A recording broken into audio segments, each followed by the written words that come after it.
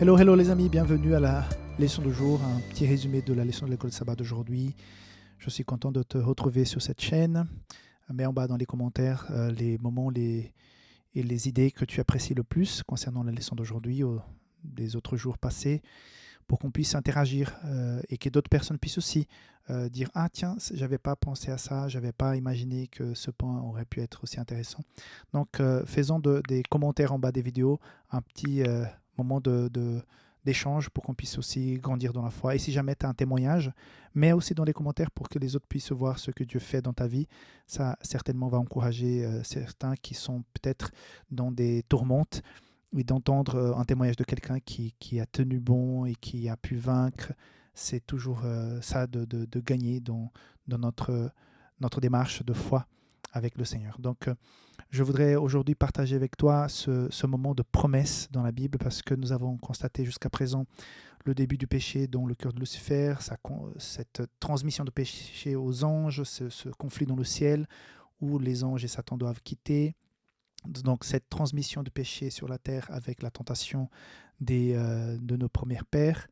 Et nous voici avec tout de suite une promesse extrêmement belle, l'une des plus belles et plus importantes promesses de la Bible qui se retrouve déjà dans le livre de la Genèse, Genèse 3, verset 15, où il est dit ceci. « Je mettrai l'amitié entre toi », donc, et ça s'adresse à Satan, au serpent, hein. « Je mettrai inimitié entre toi et la femme c'est l'Église, entre ta postérité, la postérité de Satan, et sa postérité. Celle-ci t'écrasera la tête et tu lui blesseras le talon. » Donc, c'est-à-dire que le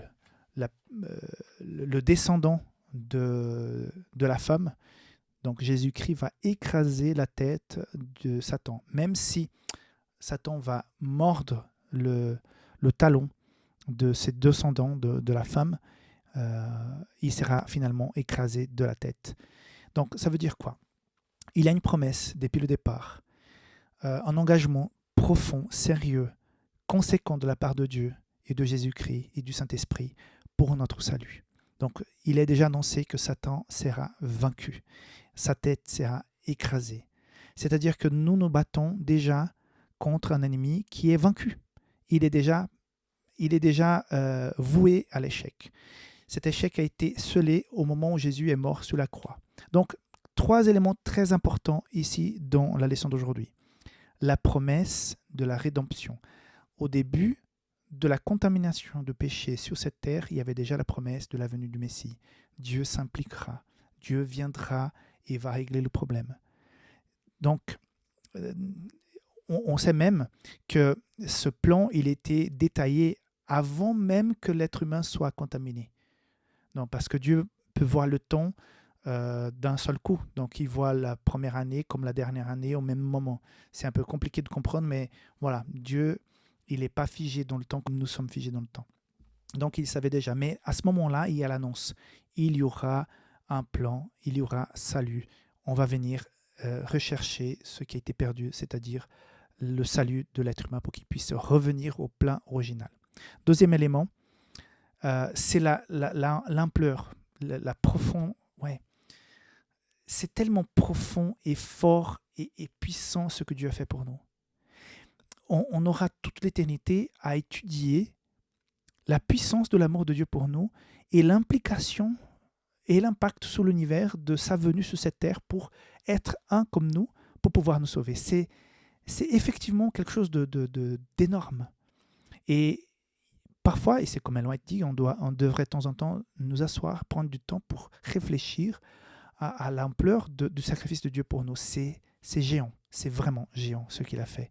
Donc, c'est un Dieu qui t'aime énormément et pour chaque personne qui existe sur cette terre, qui a existé, qui va exister, pour chacune de ces personnes, il a pensé à ces personnes de façon individuelle. Donc, il a pensé à toi, il a pensé à moi. Quand Jésus était sur cette croix, quand il a passé par cette souffrance, cet abandon, le péché qui l'a séparé du Père, c'est pour ça qu'il va mourir. Donc, c'est cette explosion de son corps due à la séparation entre son Père et lui, et le poids du péché qui tombe sur lui. Jésus a tellement souffert. Et tout ça pour moi. Donc, parfois, si on se mettait plus à réfléchir sur ça, on serait plus animé à être plus fidèle devant les tentations, les défis, parce que Dieu a fait beaucoup plus grand, beaucoup plus fort, beaucoup plus puissant pour nous. Parfois, on a besoin de nous remémorer cela pour pouvoir tenir mieux face aux adversités. Oui, l'amour inconditionnel de Dieu. Donc, il n'y a pas de condition à partir du moment où tu donnes ton cœur à Jésus. C'est ça le plus important. Donc, je ne sais pas ce que tu as vécu, tu as fait par le passé. Parfois, Satan, comme j'ai déjà dit, nous invite à nous éloigner et après il dit « Ah, tu es trop loin, tu ne peux plus revenir ». C'est faux, c'est faux, c'est faux. Donc, l'amour de Dieu est inconditionnel. Une graine de sincérité, un infime désir de revenir, Dieu entend cet appel. Et c'est ça qui est puissant. Dieu peut tout pardonner quand la personne donne tout son cœur à Jésus. Donc, je ne sais pas si tu te sens éloigné de Dieu, s'il y a quelque chose qui te bloque par rapport à quelque chose que tu as fait par le passé, mais mets ça entre les mains de Dieu et tu vas retrouver cette connexion qui est si importante avec lui. Voilà, le péché est rentré, mais il y a tout de suite une promesse. Dieu prend en charge ce problème du péché. Dieu t'aime énormément. Tu as une grande valeur. Tu es très important. Lève la tête. Tu as une grande valeur devant Dieu.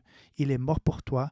Donc, oui, parfois tu souffres des injustices. Tu es un peu malmené dans la vie, mais tu es très important. Tu as de la valeur. Tiens bon, va jusqu'au bout. Parce que à la fin, nous avons la vie éternelle qui nous attend et ça n'a pas de prix. Dieu te bénisse, on se voit demain. Bye bye.